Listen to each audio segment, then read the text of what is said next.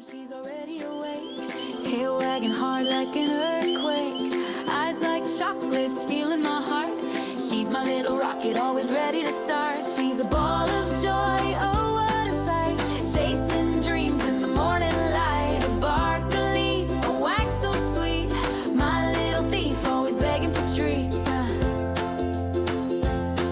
Hey, down the path, her paws take flight, every stick a treasure, every step delight. The leash is slack, but her spirit pulls. She's got the energy of 1,000 bulls.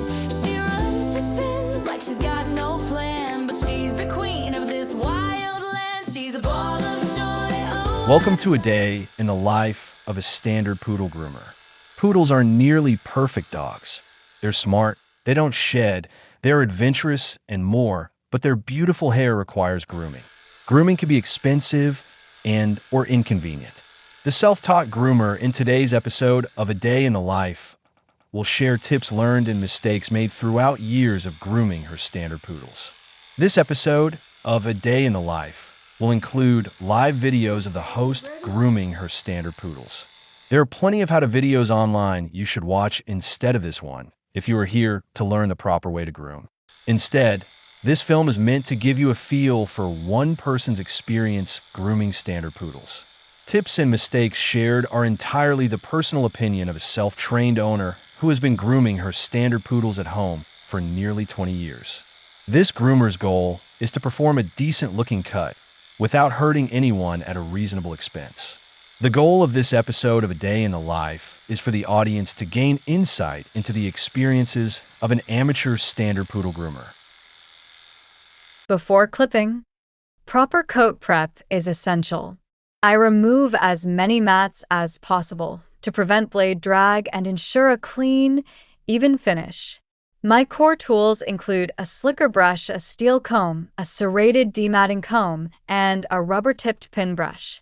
For severe matting, scissors can be used, but only with extreme caution. I always start by creating a calm, positive experience. Personally, I like to begin with a prayer, asking the Lord to bring calm and to protect us both. As it says in Philippians 4 verse 6, to not be anxious about anything. Next, I begin in a low sensitivity area, usually along the back. Using a curved slicker brush, I work in small, controlled sections. I part the coat, take narrow rows, and use a gentle lifting motion, allowing the pins to move through the coat without force. This breaks apart the hair and loosens tangles deep within the coat. Next, I use a line brushing technique, working row by row, moving downward, making sure each section is tangle-free before moving on. This prevents missed mats and creates a smoothed, consistent foundation. After a few sections, I follow with a steel comb. First the wide teeth, then the fine teeth. The comb should glide through effortlessly. If it doesn't, more work is needed. For tougher mats, I switch to a serrated dematting comb. These tools have sharp edges designed to break apart dense tangles safely and efficiently. Scissors are a last resort. Even blunt-tip scissors carry risk, and sharp scissors require absolute precision. Always ensure you're not cutting near the skin. Improper use can cause serious injury. I learned this the hard way, so take your time and use extreme care. I often listen to music through open-back headphones. The open design allows some ambient sound to come through, so I can stay aware of my surroundings even as the music plays. That balance is important. I don't want to lose the subtle cues that signal when something isn't quite right. Watch the completion of one side of her back. Accompanying this moment is a poignant piece titled "Tangles in My Hair," written by Alana Jordan. Let the music settle in as the process unfolds. tangles in my hair, twisted tight with silent prayers, knots that whisper names I lost inside the heavy air.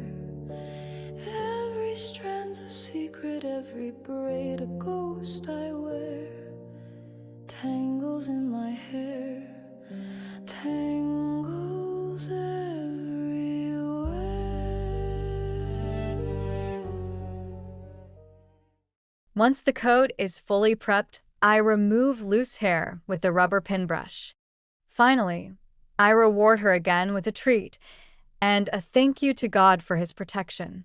Then, I move on to clipper work. For the trim, the clipper itself is an older Oster A5 small animal model that I picked up at a yard sale. At some point, a previous owner appears to have repaired and rewired the power cord. You'll need a good set of clippers and a few different blades. I actually picked mine up at a yard sale, and they've worked just fine. Most of the time, I use a number 4, a 7, or a 10 blade. The number 10 is the closest cut, so I use that for her face and feet. The number 4 leaves the hair a bit longer. It gives that soft, puppy-like look. And when I want a closer trim on her body, legs, belly, and behind, I go with the number 7. That's just what works for me, though. Every dog is different, so it's always a good idea to check with a professional groomer if you're not sure. I typically adjust the location I groom to suit my poodle's mood and comfort. Some days, she is relaxed and cooperative. Other times, she becomes a little more determined to do things her own way.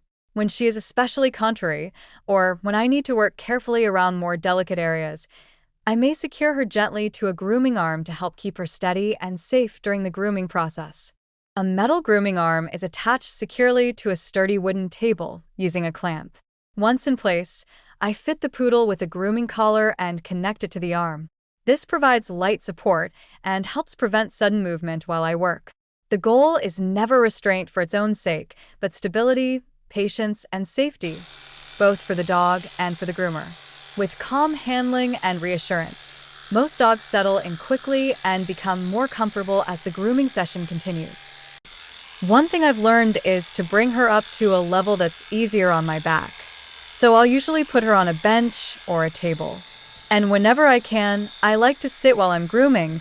It just makes the whole process a lot more comfortable. In the next segment of the show, A Day in the Life, I'm going to walk you through how I groom my standard poodle's legs using a razor in a way that's safe, practical, and beginner-friendly. Before we start, I want to be very clear about something. When your dog's coat is longer or even slightly matted, it's always better to play it safe. That's why I usually start with a number 4 or number 7 Oster type blade.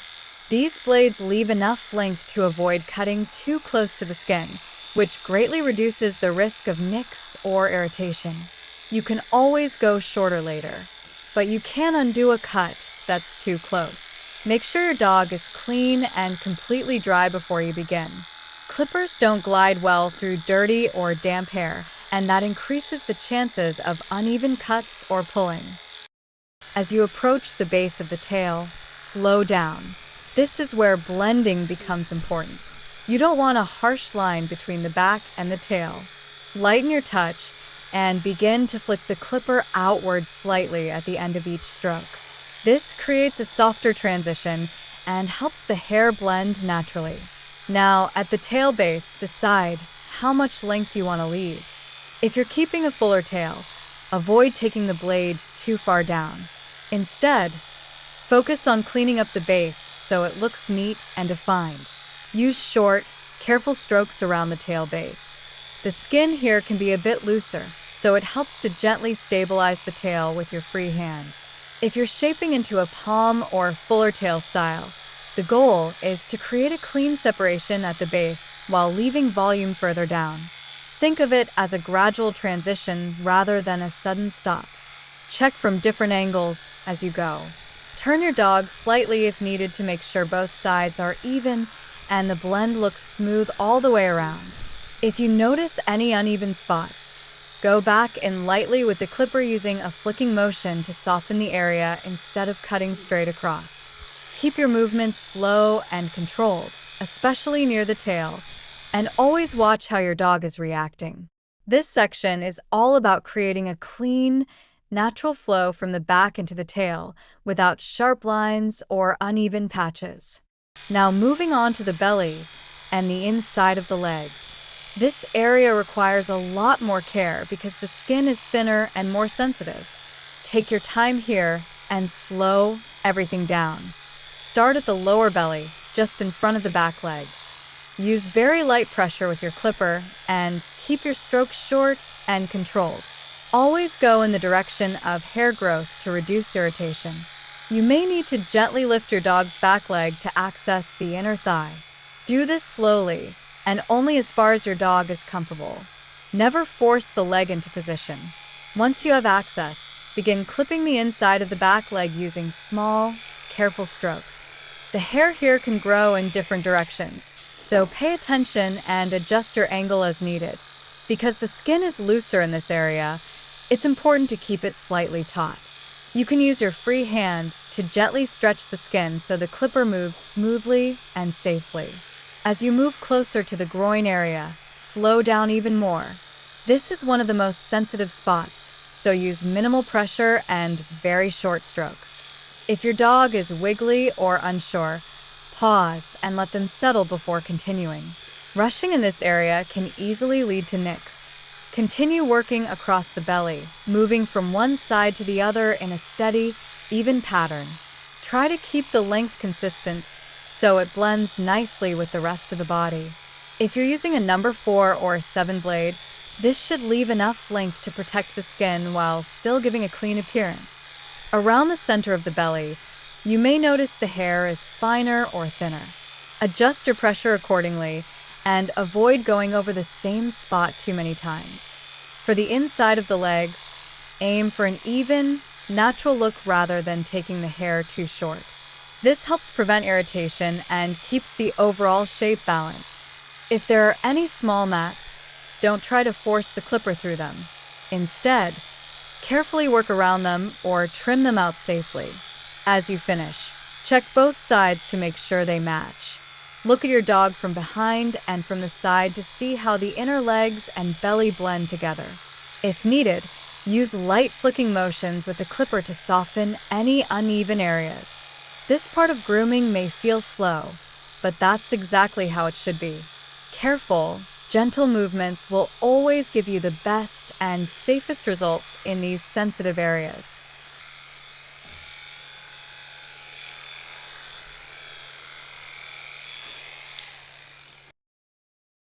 Brushing out tangles beforehand is also really important, especially around the lower legs where mats tend to form. You'll also want a stable grooming surface, good lighting, and a calm environment. If your dog is nervous, take breaks. Grooming should never feel rushed. When handling the legs, always support them gently. Don't twist joints or lift them higher than your dog is comfortable with. A relaxed dog is much safer to work on. In the next segment, we'll get into how to actually begin clipping the legs and how to control your clipper for smooth, even results.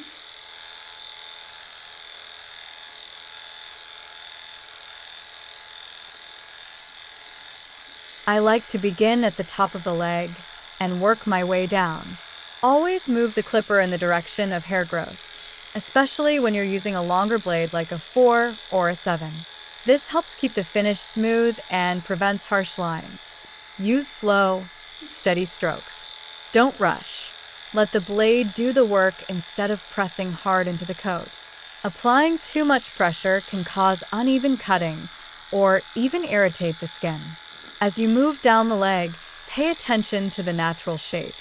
A poodle's leg should look clean but still soft, not overly sculpted unless that's your goal.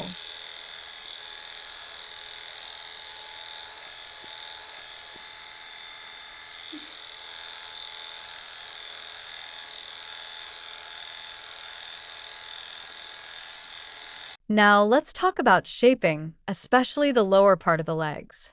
Personally, I often prefer a bell-bottom look for the bottom of my poodle's legs.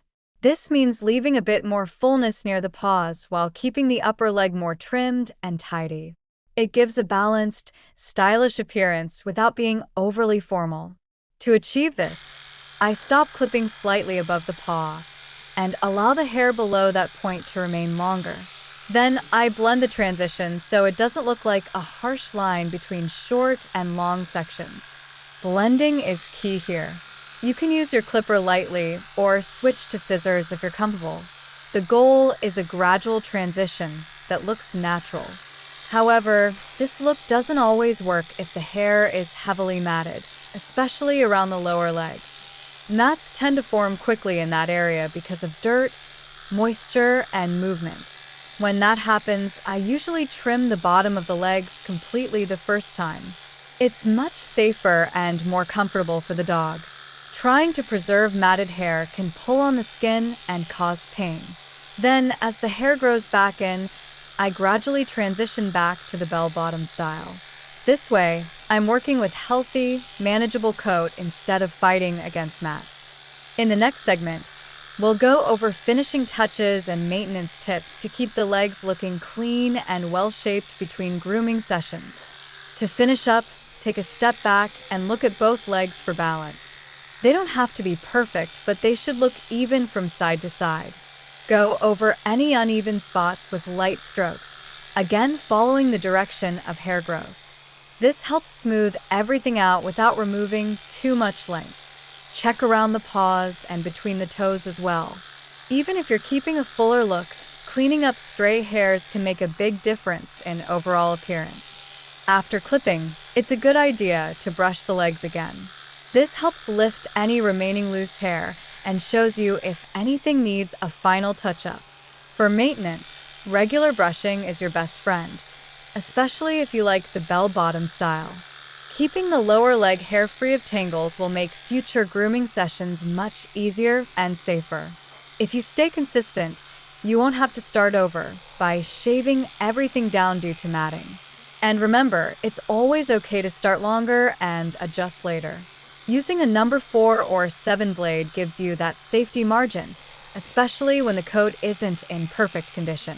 With time and practice, you'll get more confident and develop your own style that works best for you and your dog. When it comes to the face, precision and patience are everything. This is one of the most sensitive areas, so taking your time really matters. I usually use a shorter blade for the face than I do for the body or legs. But if your dog is new to grooming or has longer hair, you can still start a bit safer and adjust later once you're comfortable. I often adjust the portion I cut by the position my dog takes naturally. Since she has laid her head down, I'll start cutting her face.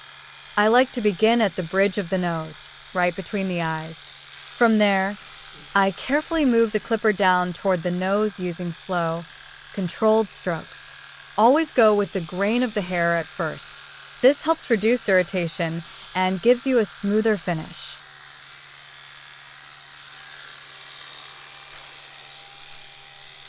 Be extremely careful around the eyes. Use very light pressure and take small strokes. If needed, use your fingers to gently pull the skin taut, so the blade glides more safely. Next, move to the sides of the muzzle.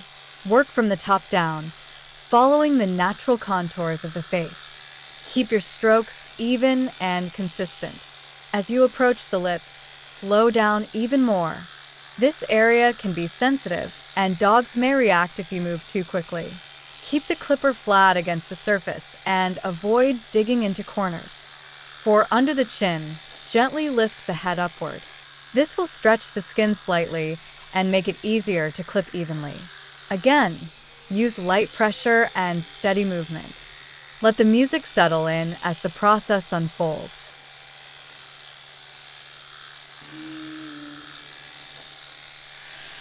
Tangles in my hair, tangle time I can't repair.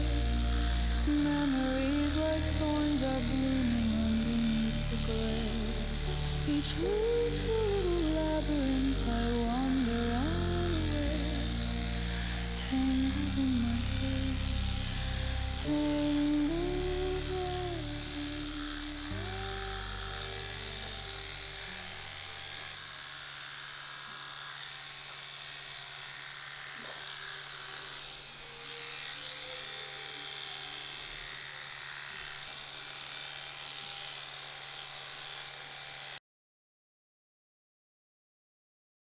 If your dog becomes restless at any point, pause and let them relax.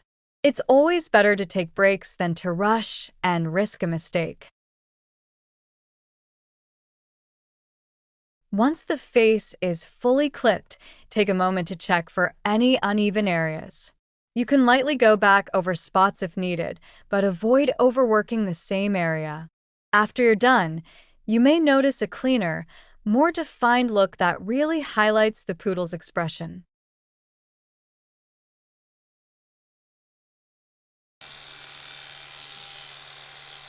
Around the ears, be mindful of loose skin and folds. Use your fingers to guide the area and keep everything smooth while you clip.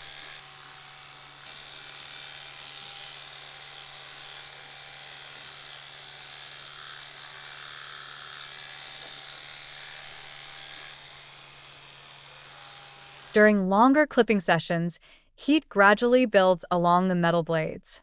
To maintain performance and protect both the equipment and the skin, I periodically treat the clipper with Andis blade care. The solution serves several purposes at once. It helps remove trapped hair and fine debris from between the teeth of the blade, while also cleaning, lubricating, and cooling the metal surfaces. When changing blades, or anytime the clipper begins to run warm, I briefly dip the operating blade into the solution.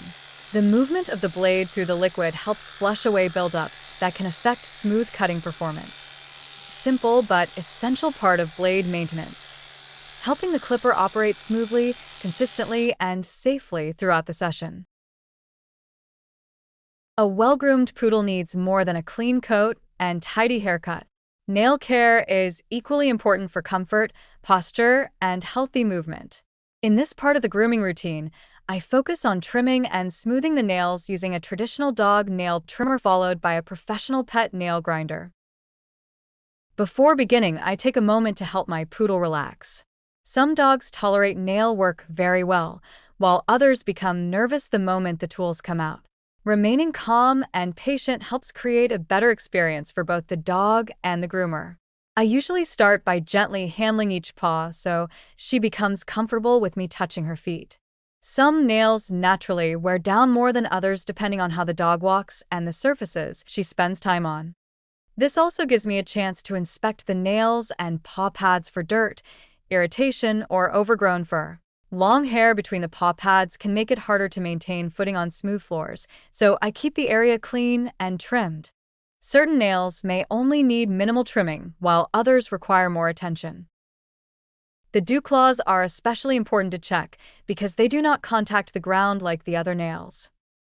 Without regular maintenance, dew claws can curl inward and become uncomfortable. I sometimes shorten overly long nails with a pair of dog nail clippers. I hold the paw firmly but gently, spreading the toes slightly, so I can clearly see each nail. Rather than cutting straight across in one large cut, I trim small amounts at a slight angle, following the natural curve of the nail. On dark nails, where the quick is difficult to see, I remove only tiny sections at a time and check the center of the nail after each cut. A pale or chalky center usually means it is still safe to continue, while a darker spot in the middle can indicate the quick is getting close. I take my time through this process, pausing between nails when needed to let my poodle relax and stay comfortable. If a nail accidentally begins to bleed, I remain calm and reassure my poodle so she does not become frightened. I apply a styptic pencil or styptic powder directly to the tip of the nail using gentle pressure for several seconds until the bleeding slows or stops. In some cases, plain cornstarch can also help clot minor bleeding. After clipping, I use the grinder to round and smooth the edges of the nails. This helps prevent sharp points that can scratch skin, snag fabric, or catch on carpet. First, I help my poodle become comfortable with the nail grinder by letting her sniff it and investigate it at her own pace. I gradually introduce the sound and vibration, rewarding her with treats before ever touching her nails. By combining careful clipping with gentle grinding, the nails can be shortened gradually while keeping the experience as calm and safe as possible for the dog. When grinding, I hold the grinder at about a 45-degree angle to the nail and work in short bursts of no more than 3 to 5 seconds to prevent overheating. I use light, steady pressure, and smooth the nail by grinding along the bottom edge and tip. I grind in small increments, checking the nail frequently to avoid reaching the sensitive quick, which can cause bleeding if cut. I also keep a styptic pencil nearby when using the grinder in case of accidental bleeding. To manage heat buildup, I work on one nail at a time and rotate between paws, allowing each nail to cool before returning to it. If my dog shows any signs of discomfort, I pause and give her a short break. My grinder includes a safety guard. While many people recommend keeping the guard attached to help protect the dog's skin and limit the grinding area, I personally find I can work more smoothly without it. Being able to clearly see the entire grinding surface, rather than only a small viewing window, gives me better visibility and control. I make sure any long hair around the paws is trimmed or pulled back so it cannot become caught in the spinning grinder bit. My poodle dislikes having her nails clipped, but for her safety it is important that she remain calm and still during both clipping and grinding. Throughout the process, I reward her often with treats, praise, and reassurance to help make nail grooming a more positive experience. Many dogs are more sensitive about their rear feet, so calm handling becomes even more important. If she begins shifting her weight or showing signs of impatience, I slow down and give her a moment to relax before continuing. Rushing through nail work usually creates more stress and makes future grooming sessions harder. With practice, this process becomes much easier and more comfortable for both you and your dog. Take your time, stay gentle, and always prioritize safety over speed.